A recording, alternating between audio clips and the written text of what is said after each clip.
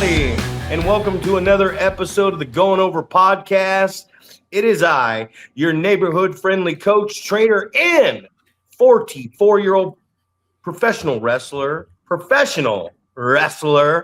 Zack Primetime Reeb, Bam Bam Bam, joined alongside my podcast partner, as always, the 7-foot wrecking ball, Paul Isadora. What is up, Big Paul? Oh, not much, man. I'm just getting jazzed, man, for Yarrington the second time around. The first time we ran into a couple snags. We're at the same time as another event in town. Hopefully we've not done that this time. So hopefully instead of 67 paying fans, we're gonna have 167 paying fans, right? 100%. You know, I just got back from in 1999, I started Pro Championship Wrestling in Marysville, California. And I've always wanted to do the big baseball field. Bryant Field. I've played on it. I watched some great minor league and wood bat league games there. It was the toast of the town in Marysville. And part of the rebuilding process of Marysville is they brought in these really two young, enthusiastic is the word I'm going to use today a lot, brothers who contacted me. And I mean, we're talking the whole shebang, man. The 14th of August, we're going to be at home plate before one of the games start to promote the event the next night, which I can officially announce now is Saturday, August 22nd, the first ever PCW Summer Classic, baby. And we're talking the works, man. LED cans, lighting over the ring. Or we're talking the strip around the top of the fence that's LED. We're talking the massive sound system. We're talking alcohol. We're talking full fireworks display, also incorporated with the show. We are talking about, well, one thing I'm excited about is the commercial, right? You know, you guys got jerseys. They're coming. Okay. We need bad news up to bat. Little black stuff under his eyes, ball cap backwards. We need Sin behind home plate as the umpire. And then that pesky pitcher, Zach Reeb, is on the mound. And Zach catches bad news looking on a strike 3 call by the nightmare Sin, and bad news snaps the baseball bat over his knee. And Sin pulls the umpire's mask off and spits the mist in his eyes. And then all the players in the dugouts clear, and it starts a brawl on the field. And they say, hey. And we all stop, and they say, save it for August 22nd. Summer Classic.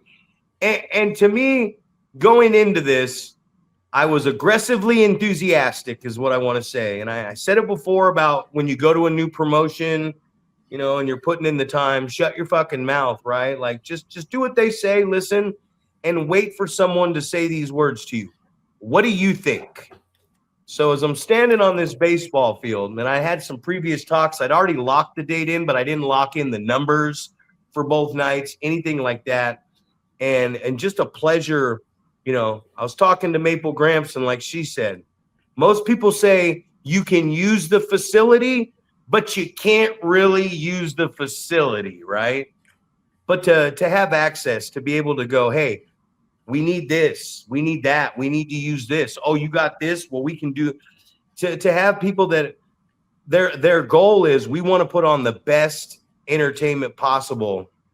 And you're the guy that can put on some entertainment, right? And I'm like, yeah, there's a lot of stuff I could use around here. We could make this special. Do you want to make it special? Because if we're not going to make something special, and we have the opportunity to, what are we just doing something to do it for, right? Absolutely. And it's always like, obviously you said you've done baseball stadiums in the past, right? You guys have done didn't you guys do something in Stockton, baseball field there? Yeah. And then I don't know, like you think about that, and it's like you think about where the crowd is going to be and all those things. Like we did that Global Force Wrestling here in Reno, right? And Jeff Jarrett came, and they did their whole deal, and I think it was underwhelming. How many people showed up to the show. There was a meet and greet up on the mezzanine, and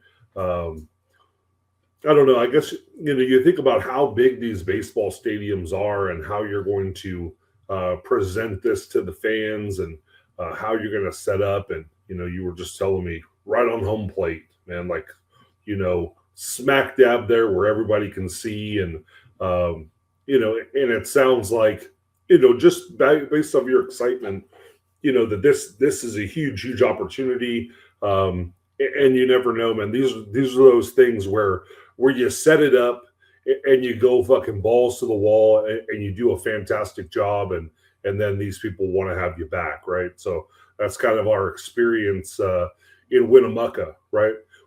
We went out there. I'm trying to think of what the first year was that we went out there, but went out there and fucking killed it. And then next thing you know, they're going, hey, we want you for another event.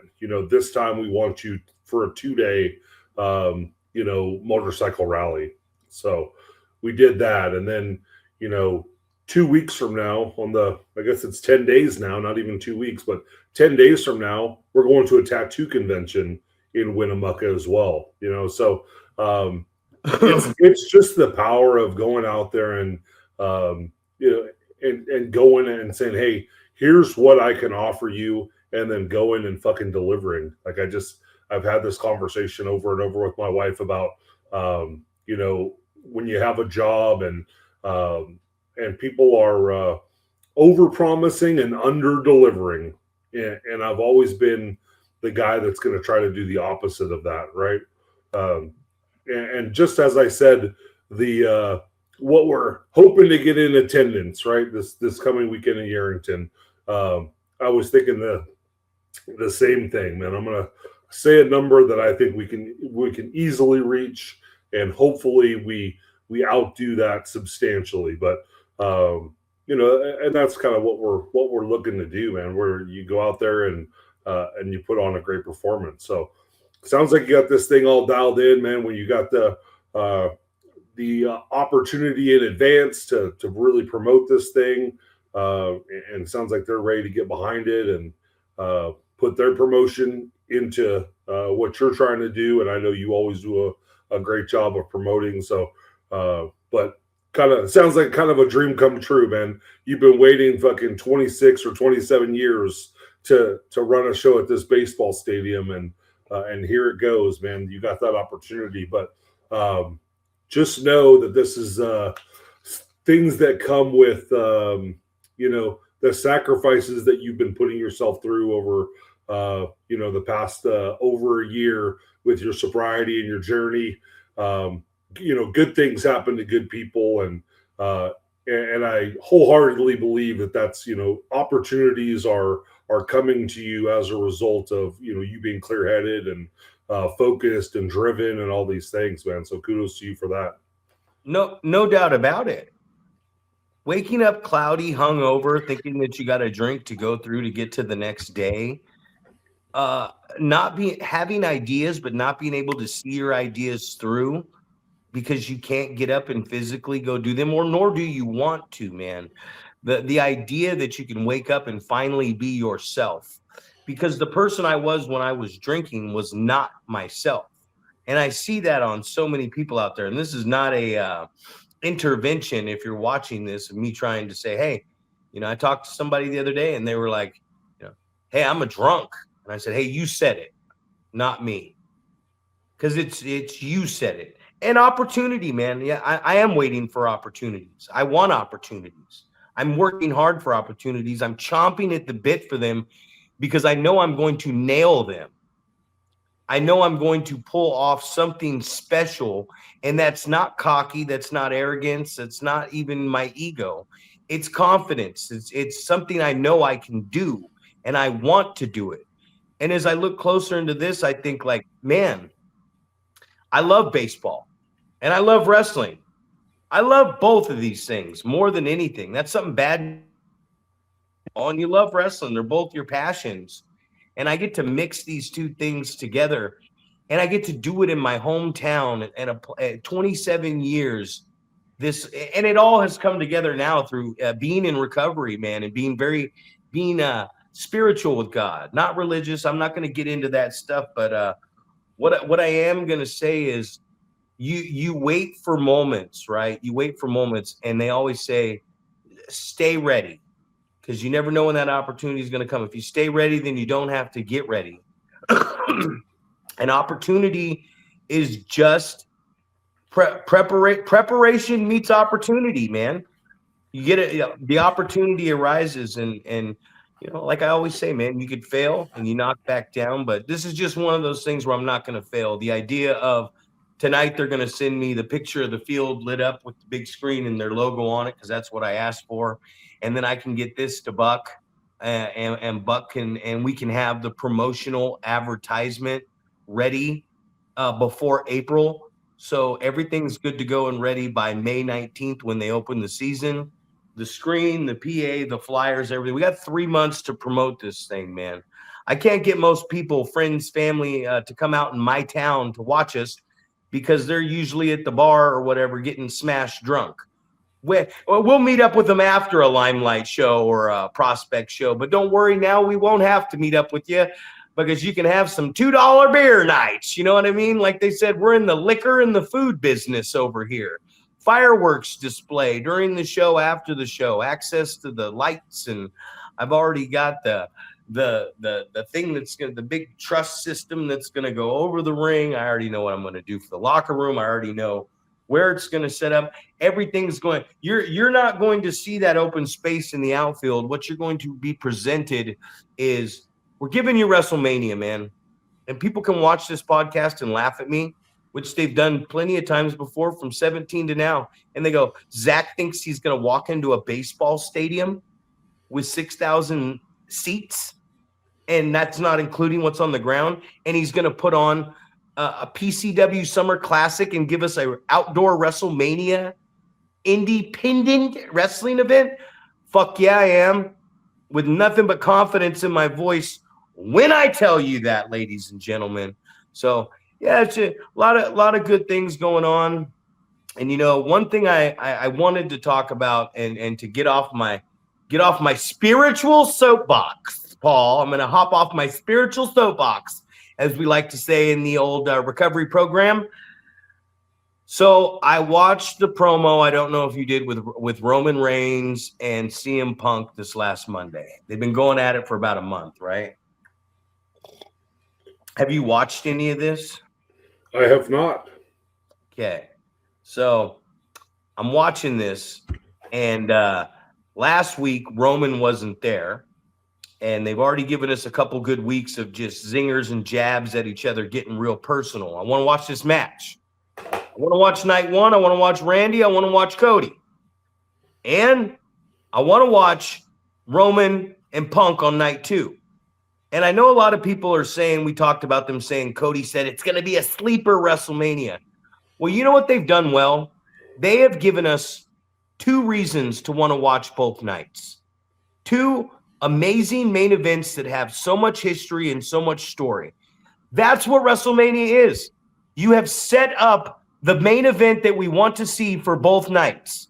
Now, everything else that we get along the way makes Monday Night Raw and SmackDown must see, must watch. We don't want to know the whole card 36 days in advance. Show us that every week.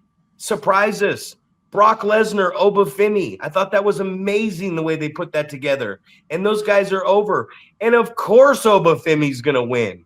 They're chanting Oba. And Brock's turning beet red because he's looking at the next star right in front of him. You would be a fucking moron not to put this guy over on Brock Lesnar.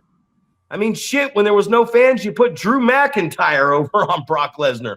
Why wouldn't you put the future of the company? But one thing I wanted to talk to you about was, so the weekend, the Monday before, the Usos came out and demanded an apology for CM Punk saying he was going to bury Roman Reigns and bury him right next to his father. And then we saw a little bit more. Roman had 3 segments showing up in the back, one segment with the Usos, basically saying, how much was your dad around? Because my dad wasn't around much. And my legacy is going to be a good father. And he comes out there, and him and Punk are going at it, and he takes a jab at Punk's wife. You know, he's like, yeah, maybe you should think about working less time because that's what the big money stars get. Maybe you should ask your wife. You know what I mean? And then he tells them, he says, they go at it, and he basically tells them the cardinal rule that we're not supposed to tell each other. We're not supposed to tell our opponent that they're slow. We're not supposed to tell them that they're fat, that they're not strong enough. But he did, and he told them, and no matter what you can do, you're just old. And CM Punk just pops him, right? And Roman sells it perfectly. And what I believe, I was listening, Tommy Dreamer was saying you don't ever say that in a promo, and it's like whatever, but he's right in a sense. But everyone said that was the weakest promo because nobody won. It was a draw. And I said, that's what the fucking promo is supposed to be. They've been going at it a month. This guy won and got the best of the conversation. No strikes landed. This guy won the next week and no strikes landed. The next week, the cousins come out and they punch CM Punk in the face. And then this week, CM Punk punches Roman in the face for a comment saying that he's old. Too old. Roman hasn't thrown a strike yet. We're building. It should be even. They are doing what you are supposed to be doing. Now we're like, how is Roman going to retaliate? Because he laughed about it. He's getting in his head. And I just wanted to get your thoughts on when you're selling the ticket in the ring, when you're doing it microphone wise. I see it so much at AEW where these guys are just sitting in front of each other saying the worst shit. Like one guy's talking for 5 minutes and this guy has to sit here like a pussy and take it all. And then he goes and what do you think if you're trying to, on a microphone, build an event, a main event for a massive show to draw some serious numbers? What do you think is the correct way to go about that? Well, I think we've talked about it in the past, and I don't know what the issue, why people say that's that's not the way you're supposed to do it. Is it because they're saying like you're burying your opponent, and then if you beat them, it doesn't look like you beat anybody? So, I mean, we've talked about that in the past, man. That's just I feel like that's promo 101 when you're talking about cutting a promo on someone. You want to make it look like this person is a challenge, right? That it's going to take some work to beat this person, and that when you do beat that person, then it meant something. So, I think that's the way you should structure things. And I think in that sense, you're building that person up, right? And you're also saying, hey, I'm going to take it to you, and kind of you're listing their accolades, right? You've been around this business for 26 years. And I know you've got all this knowledge, and you've been in the ring with great people, and you've got all these experiences, and but don't take me lightly. I'm gonna bring it to you, right? I'm gonna take all the experiences that I've got, and we're gonna collide, and you're trying to build that, make the fans want to come and see that, right? Build the anticipation of what's going to happen. And, you saying that he hasn't thrown a strike. You just think about like the Hogan Rock, right? Where it's just them standing, looking at each other, and the fans are going crazy because of the anticipation. They're wondering what is going to happen, right? And so many people say, like, if you watch that with the sound off, it sucks. But when you watch it with the sound on, it's amazing, right? So, and I think that just goes to show you, man, that's like, you put a good build into something, where people are anticipating what's going to happen and they're curious, especially when you have two people that you view as equals, right? These two guys, you don't know who's going to win, right? So it's like you just said, it's must-see TV. You have to tune in to see what's going to happen next. So hopefully you build that all the way to WrestleMania, and you have a ton of people, buying the event, buying tickets to the event, showing up for the entire week, and you make a ton of money because of the anticipation that you've built of people wanting to know what's going to happen, and having to be there, right? I have to be there. I have to see it live. I can't just watch it on TV. I got to be there and see it live, because I want to, not only do I want to see it, but I want to feel it, right? I want to feel the emotion. I want to feel the electricity. So, when we're talking about events for ourselves, that's exactly what we're talking about. We talked about it at the last podcast, right? You want to build the anticipation of what's going to happen, right? The two guys that you want to see fight, they're finally going to, lock horns, and you're finally going to get to see, maybe it's some retribution, maybe it's a continuation of what's been happening. But you have to watch it. You have to be there. You have to buy a ticket. You have to see it live. You have to, see it for yourself. You have to feel the emotions, all of those things. 100%. And a lot of good things. There's a lot of. I'm not going to get into the finicky details of it, because there's so many podcasts out there that talk about it. I just wanted to give my opinion. I get that you don't do that. You hit the nail on the head when you said, is he saying that because it makes your opponent look weak? And that was his reasoning. But I just felt like the flow of this has been just picture perfect, man. The way they gave us Randy and Cody, like you can't hide stuff. They're predicting it. It's all out there. But I want to see these two matches. I want to see them. We were talking about I was talking to you the other day about something, and it's bending the rules, right? And with bending the rules, people don't realize that wrestling, it's not about Big Paul, you're attacking me and you're 7 feet and I poke you in the eye real quick so nobody can see it. So I could, this 7-foot guy is attacking me, I need to stop him. I'm not cheating to try to really gain the advantage in the fucking match. The match, this is a work. This is wrestling, right? Peel it back, peel the layers back. I want the audience to see me cheat. I want the audience to see me, if I'm the manager, grab the leg. I want the audience to see me kick the opponent in a tag match coming off of the neutral corner if he's dumb enough to run off of where I'm at, or if I'm on the wrong side in a situation we always talk about. I need the audience to see it so they can react to it. I need the guy who's been tripped up or poked in the eye to show the audience the effect of that maneuver, that underhanded move by the bad guy, so that they can react to it. If I don't have time, if I don't get to see it and I don't get to react to it, it's like one thing was with the booking in my company, I didn't really have a lot of clips and sound bites and things I could really use, because we were talking, I was like, man, everything's coming to a head. It's all going to start at last man standing in that fucking Rumble, right?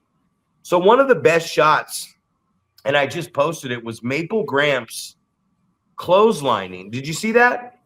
Oh yeah, dude. It's I'll cut you off real quick, then I'll let you get back to it. But go for it. Just the reaction, and we had talked about it after shortly after it happened, that should have been, or that could have been, the end to the entire match, right? Because of how big the pop was when that happened. So, when I watched it, it was just the reminder of just how big of a moment that was, and the crowd, just how loud they got, from, I don't know, obviously the anticipation, the rumblings, and then all of a sudden, boom, it happens, and then explosion happens. So go ahead and finish that up. But no, I want you to cut me off more, man, before I go on some of these rambles, because we're feeding each other. So that becomes a part of good booking, and on top of the good book, you could have the best booking in the world, but the good booking with your talent, and they execute perfectly, right? Absolutely. And, obviously that's just comes from her, getting her ass kicked a little bit throughout, the entire time that she's in there, right? Fighting from underneath, getting the better of some people. And then that's the culmination of all of this stuff of the fans. You know that there had to be fans that were watching her specifically the entire time, right? Because she's getting beat up and they want her to fight back. And, man, I hope she capitalizes on something that someone does. And then when that happens, the reaction was just, fit the buildup. So, but I mean, we've talked about this a couple different times, but we go to all these different towns, so obviously she's a big deal in Orville, but then she comes to Reno, Carson City, a big deal there, right? And then here's where we're gonna continue to find out, right? Yerington, another town, very very blue collar. I think is going to kind of, they're going to get behind her as well. And then you're going to have Winnemucca, and, you're going to probably going to get to see again, getting behind her as well. So, but I think that's the understanding the assignment and going out there and executing, just like you said. And obviously she gets it. So, and she wants to be great. The desire is there when when you tell me that she's giving you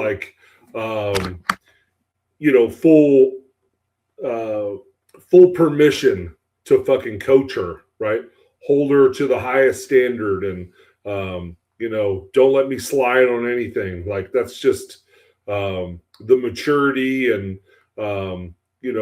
that just shows that you want to get really good. You want to be great when you're an open book for people to give you constructive criticism, and if you fuck something up, to tell you, hey, you fucked that up right there, and obviously pat you on the back when you're doing a good job. But be open to criticism, and also on the other end of that, be in tune where you go, hey, this is what I'm noticing out there, right? Because nobody's going to notice it better than you while you're in the ring, and you're feeling what's going on, you're hearing what's going on, and you can kind of convey that to the person that's putting the matches together, and things like that. So that's just, it's exciting to watch that that she's dialed in and she wants to get better.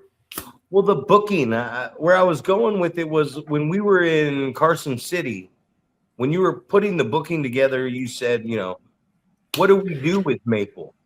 And I said, fuck. I said, she used to work with them when she started. I said, put her in there with Boyce. Bring Boyce out and let him do the there's not a man in the back thing. And we saw how well that got over. That's what got her over. It wasn't just that she was a girl. It was the presentation of what the story was and how we presented it.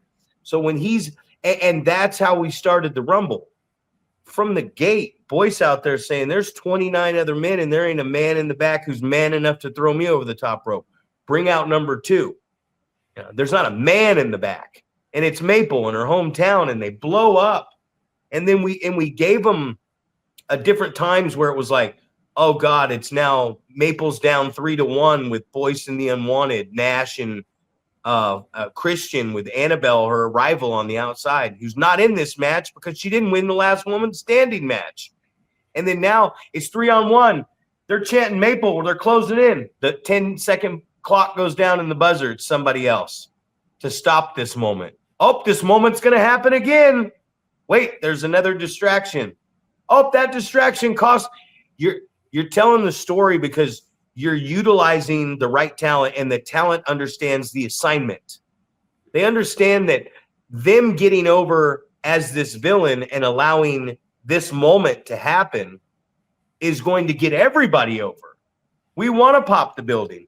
And I remember when Annabelle and Nash were kind of like, oh, they didn't boo me. They didn't boo Annabelle. And I said, you know what? I said, everybody's so young in the business. And we listen for decimals and up tempos and down, the drops in the levels. I said, Annabelle heard something. Maple heard something. Annabelle heard something. Everyone in that building heard something they haven't heard before. Should Annabelle have waited for the decimals to go down before eliminating Maple? Yes. But who knew? Because it's fresh waters. It's uncharted territory. 500 people threw their babies up in the air. Literally.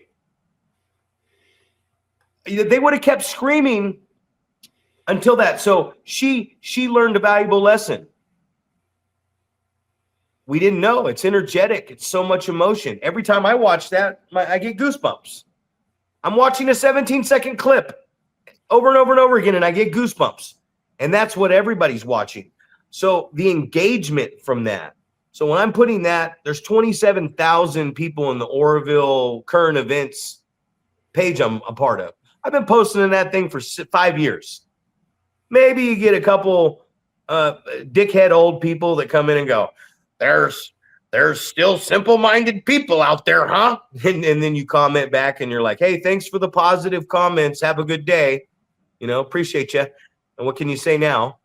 The contributor, the guy who posted. But when this one is put in there, and then what I put on top is come experience and feel the energy of PCW Live. Date, link to the tickets. And now there's 15 to 20 people that it says add friend on that, and a bunch of comments because they were there or they want to see it. And now you're showing them this. And now Maple and her mom and everybody. And now Annabelle's going on there. And she's not only posting that in her story, she's also posting, she's now become an editor. And she's posting a second story with the writing on there of here's what happened after this moment where I eliminated this bitch. You know what I mean? And now everybody's doing what they should be doing. Because the marker's been set, you've cut the ribbon and said it's okay to promote yourself on social media.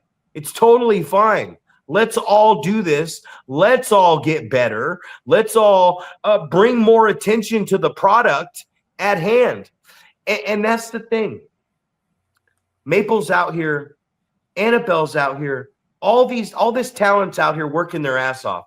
Through a lot of criticism. We've heard a lot of criticism through your promotion, through my promotion, and you just stick with this talent and keep teaching them because it's all repetition. It's all practice. You can't simulate a live rep like we're giving these guys. And these people start to really flourish, and then they start to understand, and the light bulb goes off because that's what we're waiting for, right? The light bulb to go off and for them to understand the timing and the pacing and what they're doing. And then it goes off and then everybody goes, I seen it with Team Luxury back in the day with Dutra and Carlos. I seen it with the Bad Boys, which was, God damn it. They came out with boys, Slade and Teixeira. It's, you present something and it starts to get over, or they start to get better and the fans start to really get behind it. And then everybody wants to use them, right? Everybody wants to use, even if there's been a misuse of the talent before this. And then once there's other people that put the time into getting these people where they need to be and everyone wants to use them, to the talent out there, if you get over, Don't just go work for everybody, man, because everybody wants to book you after you get over. Present yourself like you're somebody. Present yourself like a star. And if somebody out there is watching this and they go, oh, fuck you, Zach. Yeah, fuck me, Zach. Because what am I telling someone to do? Stars present themselves as stars. They don't just get a little bit of popularity and just go fucking whore themselves off and work for everybody because now they're like, oh, I'm popular. Everybody likes me now. No. They should have liked you when you were just starting out. They should have been willing to help you when you were just starting out. You know, I hit Ugly up and the kid Joseph Steele. I like this kid, man. And Ugly's like, man, he don't get a lot of bookings. He's like, that's who you want. That's who you want on May 1st. I said, that's who I want. I watched him work Jeff Skyroot at your show, and I saw a lot of potential between the two on the mat. And I hope that I'm saying this right now. And I hope that the non-subscribers are watching, and I go, Jeff Skyroot versus the real deal Joseph Steele is a very athletic, ground-based, mixed in with hot. It's a very, I've seen it once. And was there flaws? Quite a bit. But why not? Now you got something with these two guys and they work well together. Let's keep helping them. Let's keep talking to them, giving them ideas. Let's make their match the best match that's going around the NorCal scene right now. And I think those two can pull that off. I think with the size and the style and what these two can do, one's got a little more aerial and very athletic, and the other's a wrestler who's going to throw you around and grapple on the mat. But that's what I'm saying is, if you see something in somebody, help them. Put them in a position to win. Don't just put them in a position to put them on your show. Help a motherfucker out, for God's sake. Well, and I think I feel like that's kind of been the theme, you know, going back to the beginning of the podcast, and we're talking about different different talent that we're coming across, and guys that have a certain level of believability, great look, the charisma, things like that.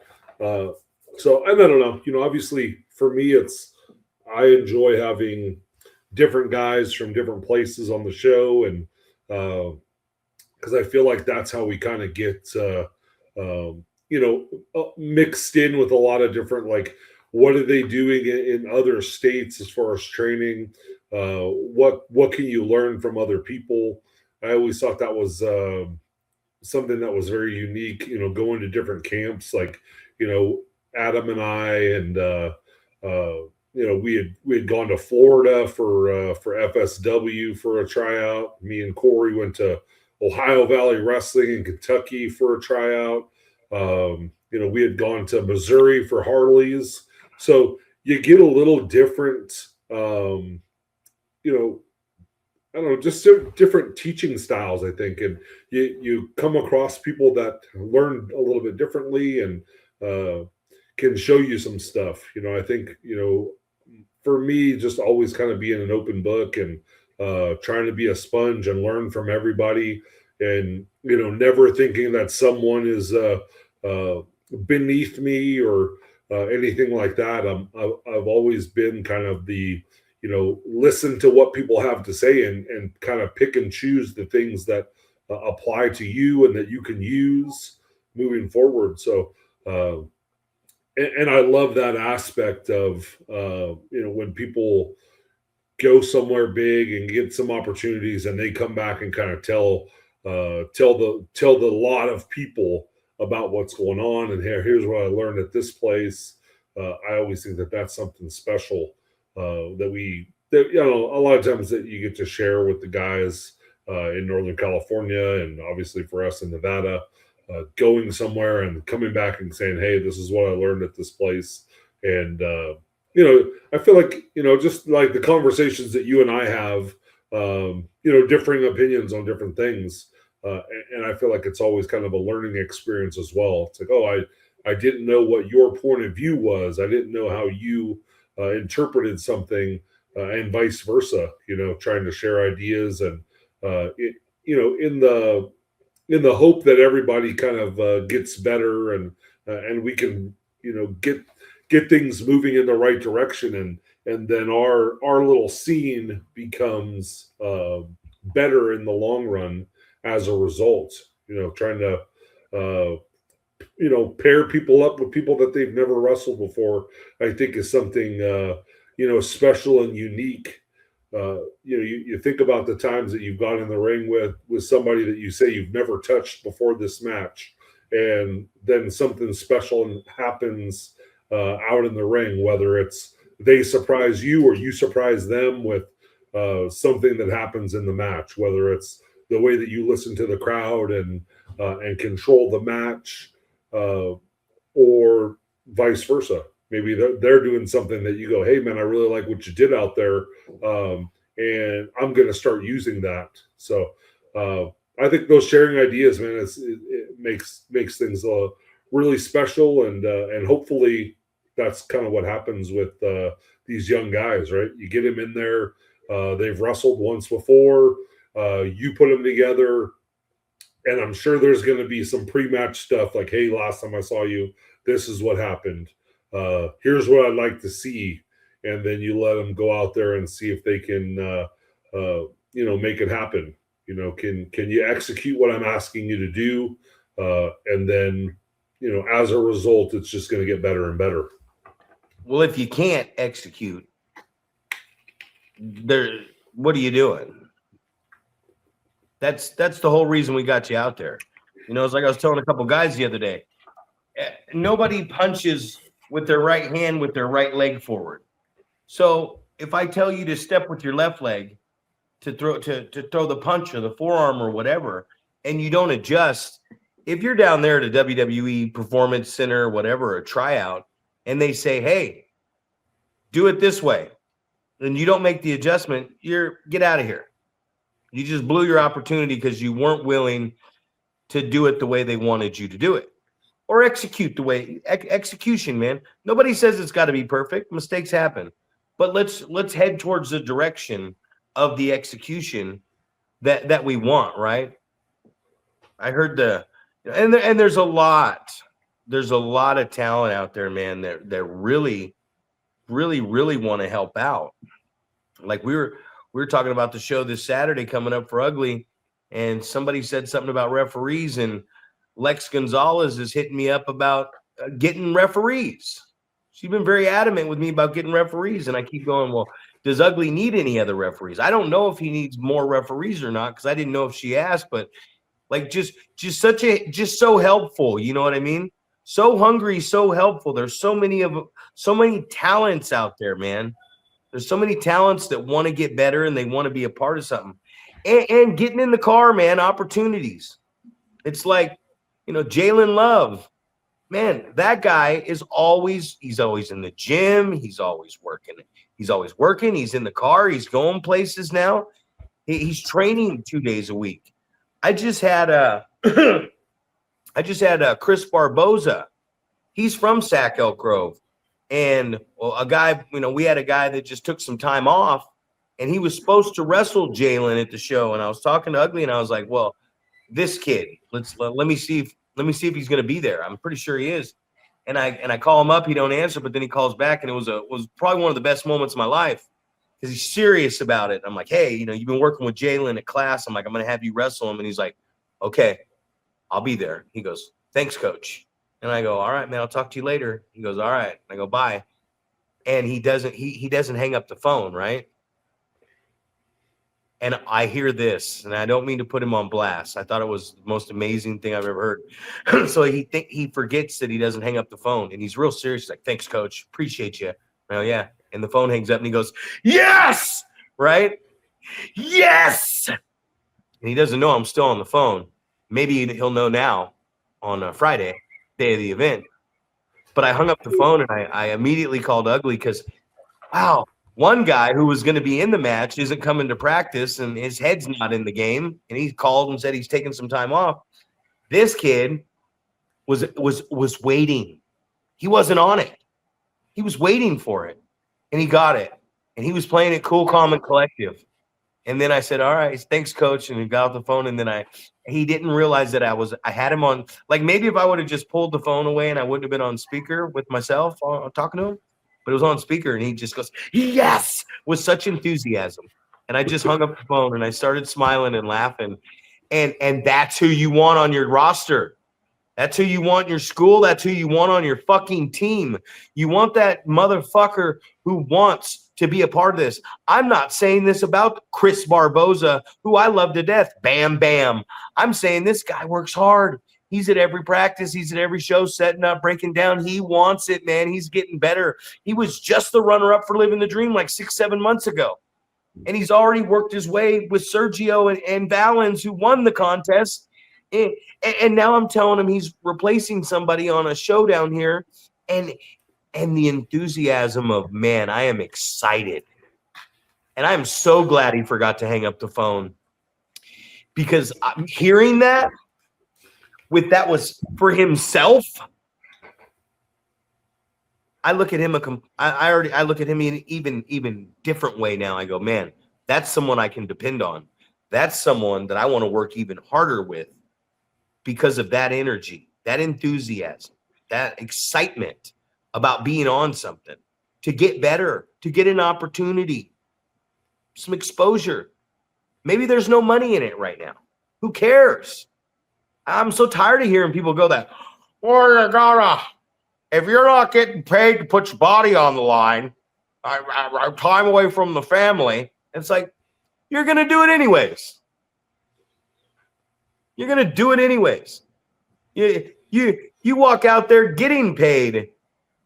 You could be out there with some shithead and take a fucking Canadian destroyer and break your fucking neck. It's a dangerous world out there. Learn to protect yourself. But it's that enthusiasm, man. We thrive for it. That's why when I see guys who I know don't have it, and they're telling me like, well, I'm going through a rough time right now, life's getting me down. Well, then you don't want to be a pro wrestler, bottom line. Because I've been doing this for 27 years. I was injured, though. I've had one serious injury, a shattered tailbone. I was supposed to be out for 6 months. And it never stopped me from going to events. It stopped me from performing. I never stopped. There's been a lot of bad times. You get through them. And when you get through them and you keep fucking working through injuries and pain and you keep showing up, guess what? One day you get to show out. Exactly. I mean, and we talk about how, I don't know how many times we've talked about the, just showing up, right? Because inevitably something is going to go wrong. Someone's going to have car trouble. They're going to, get a better booking or whatever it is. Someone is not going to show up to your show. Someone that you've got planned to be on the card, and the person that shows up that just wants to be there and wants to get better, a lot of times is that person that ends up getting that opportunity. And hopefully, just like you said, if you're always ready, you don't have to get ready. Hopefully you're ready when that opportunity presents itself, to take full advantage of it, capitalize on the opportunity. And, hopefully with Barbosa, hopefully this puts him in, in a good spot where other people see this and go, hey, I want to use that guy too. Because I feel like that's inevitably what happens is you see someone on a show that you've never seen before and you go, fuck, man, who's this dude?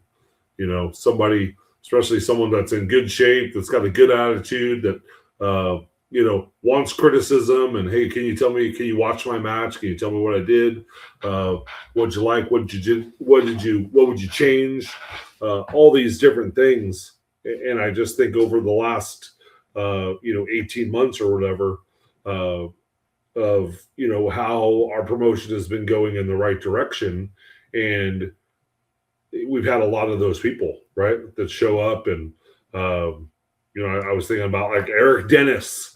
We were talking so highly about him for, just being in town and going, hey, I'm going to show up to the show and I'm going to help out and, be a sponge and learn what I can. And then ended up getting, getting to wrestle and things like that. So it's just, I don't know, having that right out attitude and just really wanting this, I feel like is pretty evident when you see it. You have these guys that obviously want to be pro wrestlers, are gonna do what it takes and show up and help out and things like that. And I know a lot of times that gets a bit of a bad rap. It's like, oh, you're at a certain point you shouldn't just be showing up looking for bookings. But when you're early on, when you're trying to network with other people, I don't think that there's anything wrong with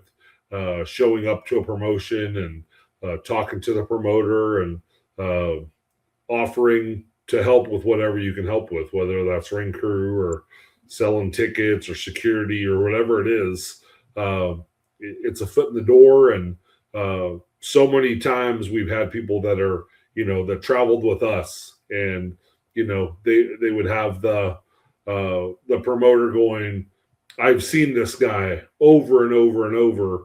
And now I've got an opportunity, and he's with guys that I trust. And so I'm going to give this guy the opportunity over somebody else that maybe I don't know as well, or I don't see around, things like that. So the value of just showing your face and being around and, and listening to what people have got to say and, just trying to get better. I always think about just the fly on the wall mentality, right? Listen to how people call matches. Listen to the things that they're talking about when they're going about, putting their match together, and listen to questions that are, people are asking in the locker room. We've talked about is anybody, using a chair? Is anyone using a low blow, right? All these different things that, in some cases people get some, people talk shit about them because or people make fun of them or don't take it seriously. It's like, these people are doing the right thing by trying to figure out what is being done. What can I do in my match that isn't going to be replicated? Because I think that that's the biggest pet peeve is you watch a show and the first several matches, the guys are doing the same stuff, working the arm or working the leg or doing something similar. And you're just like, hey, didn't you watch the match in front of you? Didn't you talk to someone? Didn't you say, hey, this is how we're structuring what we're doing? The communication, I think, sometimes isn't there. And as a result, you get some shows that have some duplicate stuff on it that you'd rather not see. Well, we're coming into like your show this weekend. I said I got a couple guys coming with me. I think that this would be a good little squash match to throw on the card, or maybe even a pre-show. Just a good little 3-minute squash match. Give the guys some work if they show up. And a couple of the guys on the card, on this card right here, I introduced you to one of them at the Last Man Standing show. And that's how this works, is I walk up to you and I say, hey, that guy right there. And I tell you a little something about him, and then I call him over, and he comes over and I say, you meet you, and then I leave. Because there's the introduction. It's none of my business what you guys talk about. I'm not introducing you to somebody so that I can sit there and eavesdrop on your conversation or join in. No, hey, YouTube, promoter meet wrestler, wrestler meet promoter. I've already told promoter about this guy and what I like about what I'm high on. Now meet each other. Now I'm going to go do what I got to do, and you guys have your conversation and figure it out from here.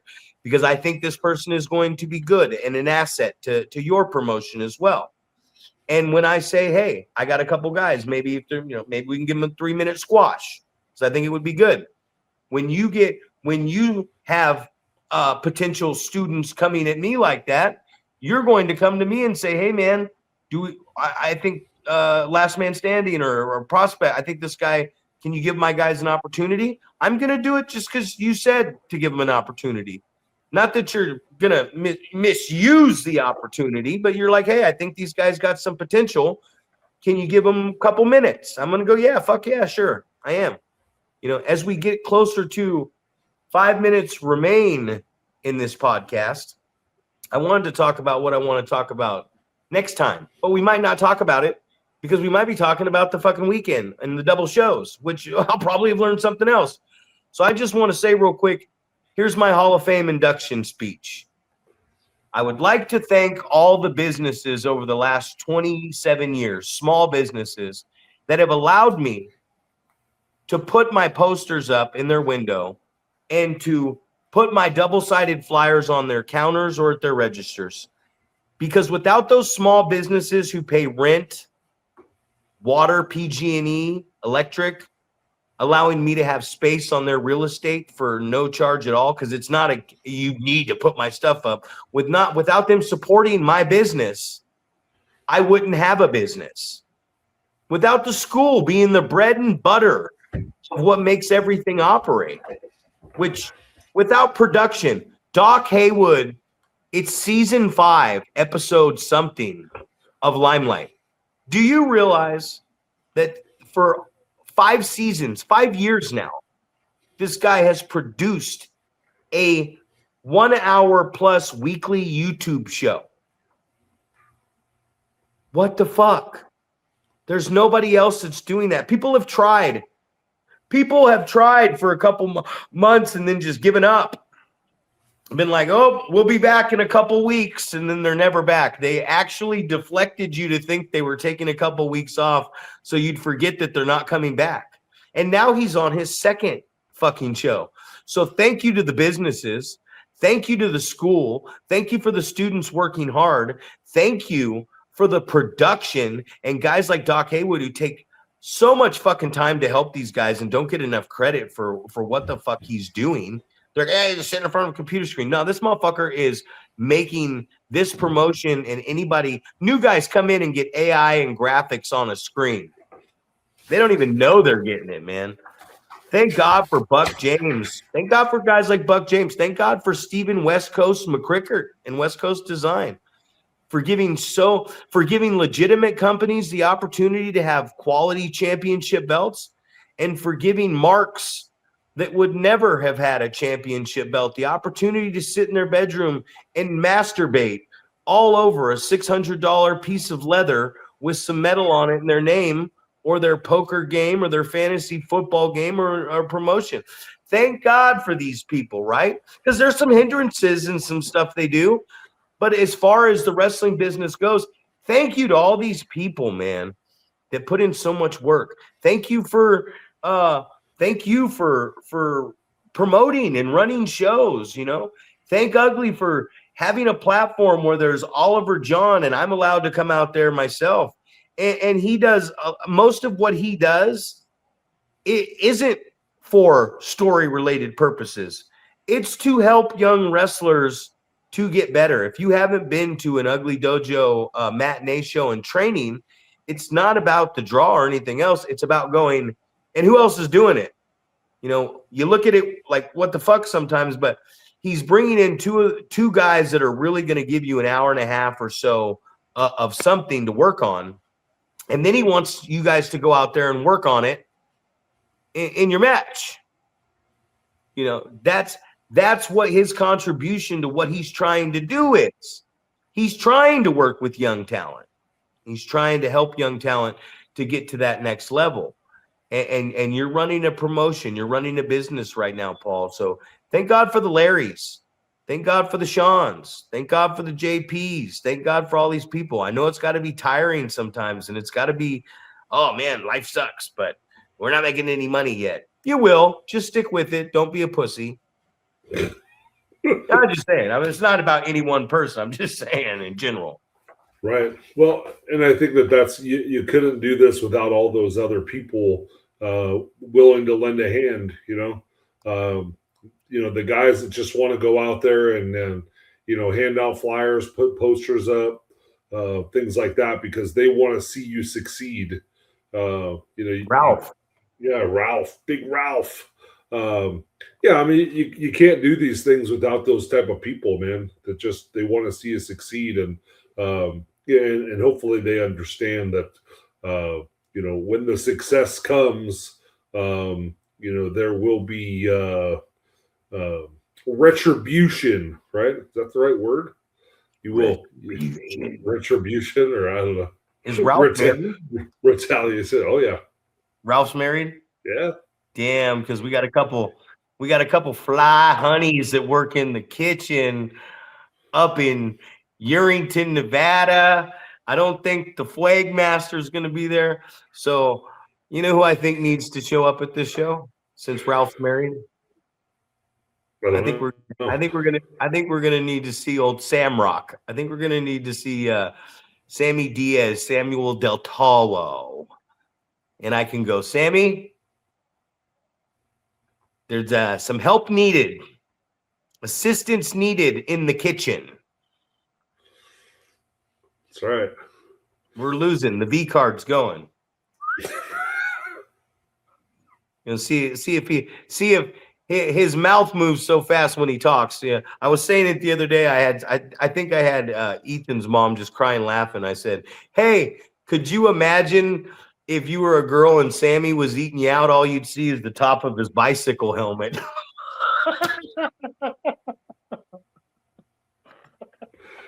Oh, that's fantastic. The top of his bike helmet. Just motor mouthing that kitty. Meow. We're getting ready for Yerington. Get the utensils in the kitchen. Meow. We got a couple old kitty cats. Meow. Oh, it should be a good weekend, man. You guys got the Jackrabbit right on Friday. Jackrabbit, and then we're gonna have the Yerington. So Yerington. Hey, I'm gonna tell you like this. To quote a very wise young man from Yerington, all the way to Boomtown. I could be beating that buddy up by now. Back to the scene of the crime. How come we always say that at these shows? Hey, everybody, we're going back to the scene of the crime. Zack, Prime Time, Reeb, the 7-foot wrecking ball, Paul, Isadora. And if you ain't subscribing, then you must be drunk driving. And I hope that cop pulls you over before you kill somebody and gives you a DUI. Because if you ain't subscribing to the Going Over podcast, it ain't a DUI you're going to be getting. Just as Danhausen would say, you are cursed, and your curse is a UTI. Wait, that's a urinary tract infection. STI? STD, bud. STD. No, they changed it. Oh, really? Oh, we're over the limit here, Paul. We're over the limit. Hey, hit that subscribe button. Follow us, huh? Check us out. Do yourself a favor.